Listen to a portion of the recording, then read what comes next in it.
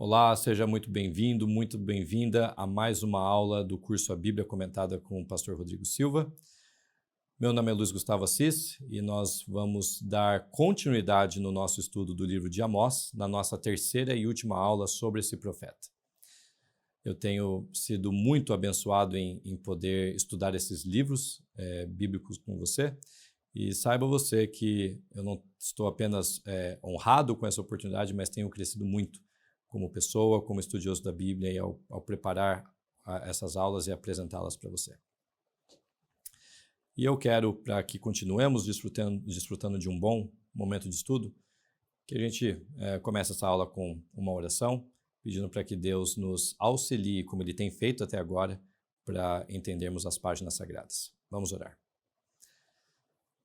Senhor nosso Deus, nosso Pai, o Deus de Israel, o Deus de Amós e tantos outros profetas que estamos estudando. O Senhor deu mensagens importantes para o teu povo há milênios, há séculos, e agora a gente está tendo o privilégio de estudar essas mensagens na nossa língua, em português. Eu oro para que, nesse momento, o Senhor nos auxilie na compreensão desses oráculos, dessas mensagens, e que aprendamos com os erros e os acertos de Israel, que aprendamos com as tuas palavras a maneira como devemos viver hoje. Pedimos isso a ti no teu nome santo. Amém. Muito bem. Nossa terceira e última aula de Amós terá como foco o anúncio da destruição de Israel, visões sobre o futuro de Israel e a restauração de Israel. 3 tópicos que cobriremos na aula de hoje. Vamos começar com o primeiro, então, anúncio da destruição de Israel. Eu começo falando o seguinte: nós, ao mesmo tempo que estamos fazendo uma certa sequência cronológica dos capítulos, você vai perceber que em vários momentos das aulas nós temos pego várias partes de diferentes capítulos de Amós para trazer uma certa ênfase que ele está dando na sua mensagem. E aqui a gente vai ver como essa mensagem de anúncio da destruição de Israel, ela aparece em alguns capítulos distintos de Amós. Não é tudo condensado num único capítulo, né? Então eu começo aqui com esse exemplo do capítulo 4, versos 1 a 2. Aquele texto que nós já falamos sobre ele. Ouçam essa palavra, vacas de Bazã, vocês que estão no monte de Samaria, que oprimem os pobres e esmagam os necessitados, e dizem aos maridos, tragam vinho e vamos beber.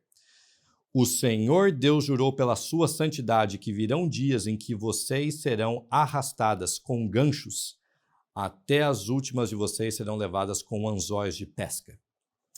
Então aqui o profeta bíblico anuncia essa mensagem de que a punição de Israel, dessas mulheres de Samaria, seriam levadas com ganchos, seriam puxadas com anzóis de pesca.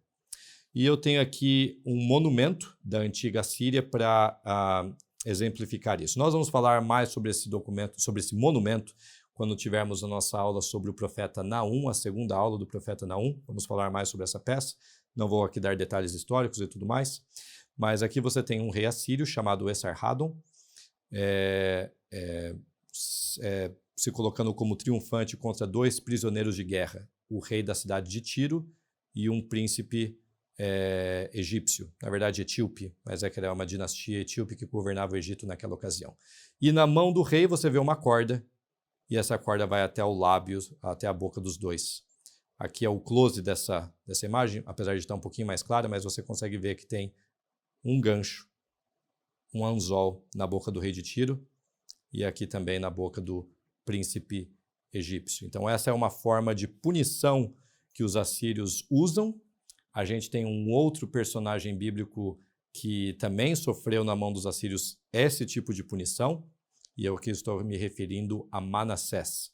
Quando você lê o registro de Manassés sendo levado para Nínive, o rei Manassés, o texto fala que ele foi levado com ganchos. E aqui em Amós você tem essa mesma ideia sendo colocada. O que já parece sutilmente sugerir que Deus vai usar a Assíria para punir Israel.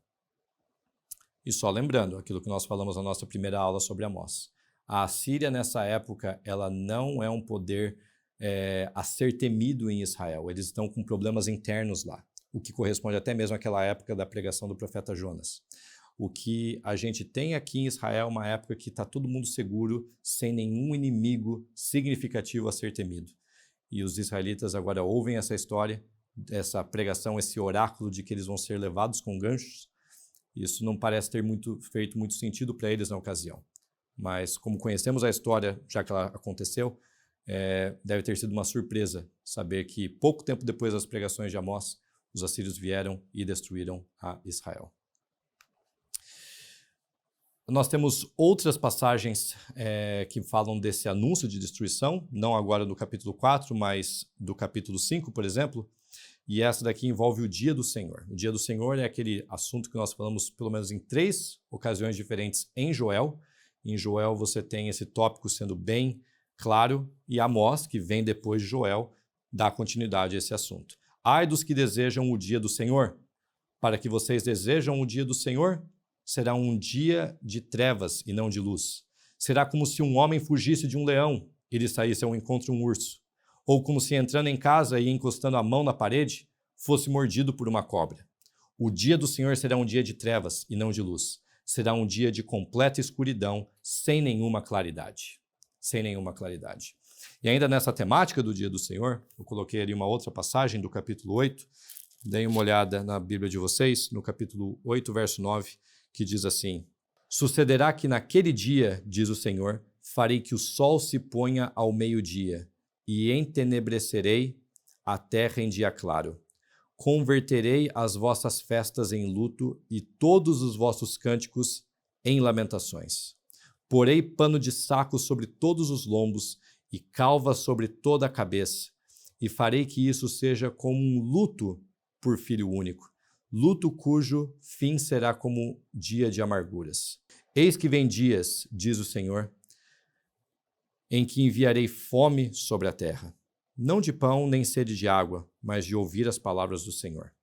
Andarão de mar a mar e do norte até o oriente, correrão por toda parte procurando a palavra do Senhor e não a acharão. Naquele dia, as virgens formosas e os jovens desmaiarão de sede, e os que agora juram pelo ídolo de Samaria e dizem: como é certo viver o teu Deus, ó Dan, e como é certo viver o culto de Berseba, esses mesmos cairão e não se levantarão mais. Esse dia do Senhor, como vimos em Joel e acabamos de ver agora, não é um dia qualquer, é um dia de trevas, de densa escuridão. É um dia comparado a alguém fugindo de um leão, mas encontrando um urso, como nós acabamos de ver ali no capítulo 5. E o que nós acabamos de ler no capítulo 8 é mais assustador ainda. É um dia em que a palavra de Deus, os oráculos de Deus, a mensagem de um profeta, para Amós aqui dizendo, não seria encontrada. Buscariam essa palavra por todos os lados, mas não a encontrariam. Tamanho seria o desespero de viver sem a direção de Deus, que eles agora tinham como uma coisa insignificante, mas viver sem a orientação divina é algo drástico, é algo dramático, como Amós aqui coloca. No capítulo 5 de Amós, nós temos o restinho do capítulo ali, tem uma referência no mínimo curiosa. Aqui, de novo, os assírios não ainda surgem como o grande vilão a ser temido em Israel naquela ocasião, mas Amós diz algo no final do capítulo 5. Por isso vou mandar vocês ao exílio para além de Damasco, diz o Senhor, cujo nome é Deus dos Exércitos. Então, aqui eu tenho um mapa do norte da Síria. Então, Damasco está aqui está a cidade de Dan, que a gente falou já aqui na nossa aula de Amós, que era onde tinha um dos altares do bezerro de ouro, o outro estava lá em Betel, falamos sobre Dan também quando discutimos Oséias, e aqui está Damasco. Mas agora o texto bíblico fala que Deus enviaria a Israel para o exílio além de Damasco. Então, o texto bíblico não diz, Deus não está dizendo para onde ele está enviando Israel, mas fala que vai ser para além de Damasco. E, pouco tempo depois, os israelitas foram deportados por um rei assírio chamado Tiglat-Pileser III. Falamos sobre ele na nossa aula de Oséias, e você vai ouvir esse nome algumas outras vezes ao longo dessas aulas sobre os profetas menores. Esse rei assírio foi responsável poucos anos depois, 15, 20 anos depois da pregação de Amós, a deportar os israelitas, transportá-los desde Israel a várias regiões do Império Assírio, ou seja, além de Damasco. E no capítulo 6, verso 14, você tem essa referência aqui. Pois eis que trarei contra vocês, ó casa de Israel, uma nação que os oprimirá, desde a entrada de Hamat até o ribeiro de Arabá, diz o Senhor dos Exércitos. E aqui está Hamat, desde aqui até lá embaixo no ribeiro de Arabá. Essas coordenadas geográficas podem não fazer muito sentido para nós hoje, que moramos numa geografia bem diferente, nem sequer moramos na Síria, ou eu, pelo menos, nunca visitei a Síria, não posso dizer que sei direitinho onde são esses locais, sei identificar bem no mapa, mas existe algo aqui mais profundo, além do que os nossos olhos conseguem ver, no que diz respeito a essa informação cronológica do texto, ou geográfica do texto. O que essas referências apontam é exatamente aquilo que correspondia ao reino de Israel na época de Jeroboão II. Esse rei israelita, lá em 2 Reis, capítulo 14, 25, o texto bíblico fala que ele expandiu o território de Israel de Hamat até o ribeiro de Arabá, até próximo àquele ribeiro. Ou seja, todo esse território que o texto bíblico diz que pertenceria aos israelitas seria agora levado à extinção por essa nação que Deus estava trazendo para oprimir a Israel. Mas agora a gente vai mudar de tópico, porque dentro do anúncio de destruição, a gente tem as visões do nosso profeta Amós. Ele é um profeta, ele tem visões, e uma dessas visões a gente vai examinar aqui. Ele tem várias. Se você olhar aí o capítulo 7, capítulo 8, ele tem várias visões. Por questões de tempo, a gente só vai ficar com uma visão aqui. E eu tenho aqui a passagem. Capítulo 8, versos 1 a 3, nós lemos: O Senhor Deus também me mostrou o seguinte, um cesto de frutos de verão, e perguntou: O que você está vendo, Amós? E eu respondi: Um cesto de frutos de verão.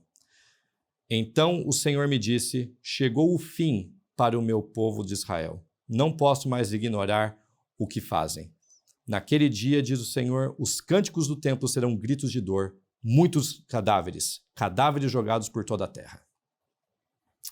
Mudou drasticamente a história, né? De frutos de verão para cadáver por todos os lados, né? Vamos tentar destrinchar um pouquinho essa metáfora aqui, ou essa visão. E você viu ali na foto do slide ali algumas frutas, né? São as frutas de verão de Israel, né? Tem pêssego, tem ameixa, então manga, são frutas que aparecem no verão de Israel. O que está acontecendo nessa visão é que aqui a gente está vendo um pouquinho da capacidade escribal de Amós em usar jogo de palavras para transmitir a sua visão. Ou Deus usando a inteligência de Amós para comunicar a sua visão para ele. Isso porque a palavra para verão em hebraico é a palavra kites. Kites. Eu até deixei ali a transcrição na hora da leitura, né? Kites é a palavra para verão. E a palavra fim é ketz. Kites, ketz. Então, e na grafia delas só muda uma única letrinha. Elas têm um significado totalmente diferente, mas a grafia das duas palavras é praticamente a mesma e o som é praticamente o mesmo. Ele está vendo um cesto de verão, de frutos de verão, kites, e Deus fala, chegou o ketz, o fim para o meu povo. Então Deus usa coisas que o profeta estava vendo ou conhecia para tentar, a partir delas, daquelas coisas que ele estava vendo, extrair uma mensagem de julgamento para Israel. E mesmo nessas cenas de destruição, mesmo nessas mensagens, nesses oráculos de destruição, Deus ainda tem uma fagulha de esperança para Israel. E aqui nós lemos no capítulo 9, versos 8 a 9. Eis que os olhos do Senhor estão contra este reino pecador, Israel no caso, e eu o destruirei da face da terra, mas não o destruirei por completo a casa de Jacó, diz o Senhor. Porque eis que darei ordens e se sacudirei a casa de Israel entre todas as nações, assim como se sacode trigo na peneira, sem que um grão só caia na terra. E aqui eu tenho algumas cenas de mulheres palestinas da cidade de Ramallah peneirando o trigo e deixando somente a palha na peneira enquanto o trigo cai. Deus estava fazendo isso com Israel nessa ocasião. Todos esses julgamentos, toda essa destruição, não era uma destruição completa. Ele não destruiria Israel por completo. Ele estava retirando aqueles que não queriam mais fazer parte dessa nação, dessa aliança que ele tinha com o seu povo. E é aqui, então, que o livro de Amós começa a ter um tom diferente, caminhando mais para o final. Como nós vimos no slide anterior, naquele texto ali, de Deus dizendo que não destruiria a casa de Jacó completamente, ainda existiria alguns que ficariam para ele poder desenvolver ali o seu próximo passo com a nação. A gente agora, nesses versos finais, a gente vê um futuro glorioso para Israel, assim como nós vimos em Oséias, em Joel e vamos ver em tantos outros livros desses profetas menores. E aqui vai uma passagem, desses lampejos, desses momentos que a gente tem a oportunidade de ver um futuro glorioso para Israel. Naquele dia, levantarei o tabernáculo caído de Davi. Vou reparar as suas brechas e levantá-lo das suas ruínas. Vou restaurá-lo para que volte a ser como era nos dias da antiguidade, para que o meu povo tome posse do restante de Edom e de todas as nações que são chamadas pelo meu nome. Diz o Senhor que faz estas coisas. O que estamos lendo aqui? Bom, quando fala ali do tabernáculo de Davi, a gente ali deve ter uma referência à linhagem de Davi voltando a ser uma liderança desse remanescente, desse resto da casa de Israel após aquele período de peneiramento, né? Aqueles que restaram precisam de uma nova liderança. E quem é essa liderança? Esse é alguém da linhagem de Davi. Então a gente tem, quando os judeus voltam de Babilônia, você tem Zorobabel liderando esse grupo, e Zorobabel é da linhagem de Davi. Você tem nações estrangeiras buscando o Deus de Israel. E aqui é muito interessante que no final do livro você tem nações estrangeiras que buscaram a Deus, enquanto que no começo do livro você tem nações estrangeiras que estão fazendo os piores crimes imagináveis, agora ali naquela ocasião sendo punidas por Deus, né? E uma dessas nações que o texto menciona é Edom. E como nós falamos na nossa aula introdutória dos profetas menores, existem elos literários entre os livros e Edom é um deles. Você vai ver isso na nossa próxima aula, porque a nossa próxima aula é sobre o livro de Obadias, o livro que vem após Amós, e o tópico principal do livro de Obadias é Edom. E agora a gente vem para o bloco final de textos de Amós.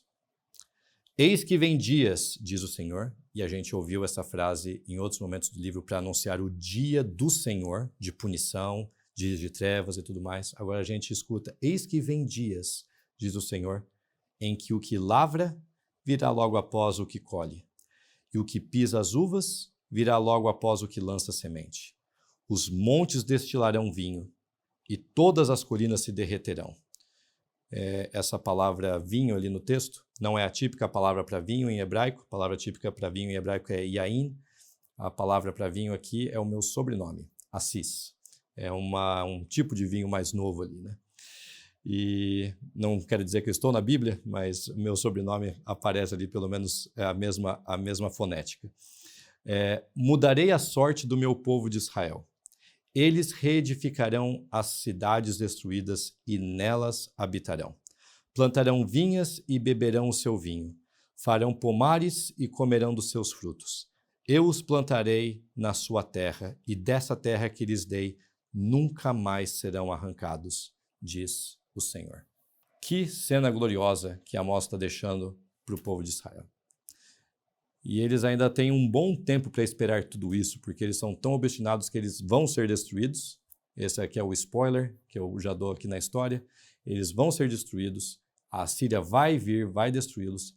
Muito tempo depois, eles voltam para lá e eles podem então desfrutar desse futuro glorioso. E aqui é uma foto de Israel no período da primavera. Quem sabe uma imagem semelhante a essa que Amós estava vendo. E ali ao fundo você vê o Monte Tabor, ali na região do Vale de Jezreel, mais próximo ali do Vale do Jordão, que figura inclusive em narrativas bíblicas como Débora, Baraque e tudo mais. Mas o foco aqui é que a ordem foi restabelecida. Você tem a natureza mostrando que ela está de maneira organizada, porque o povo está organizado. O povo reatou o seu relacionamento com Deus e agora as coisas voltam à normalidade. E é essa normalidade, essa ordem natural das coisas que Oséias, Joel e Amós estão clamando para o povo estabelecer, a terem os seus estilos de vida de acordo com aquilo que Deus pede na sua palavra. E essa é uma temática que não vai parar com Amós. Nós veremos com outros profetas também. E é assim que o nosso livro de Amós termina. Esse livro que estudamos por 3 aulas, de pouco mais de 20 e alguns minutos, e basicamente arranhamos a superfície. Você com certeza pode extrair muito mais desse livro, e eu espero aqui ter criado junto com você formas de ler o livro, ideias para explorar o livro, que vão te ajudar nessa caminhada de descobrir verdades preciosas nas páginas do livro de Amós e dos outros profetas que já estudamos e vamos estudar. Eu convido você para a nossa próxima aula sobre o profeta Obadias, menor livro das Escrituras. E a gente se vê lá. Até mais.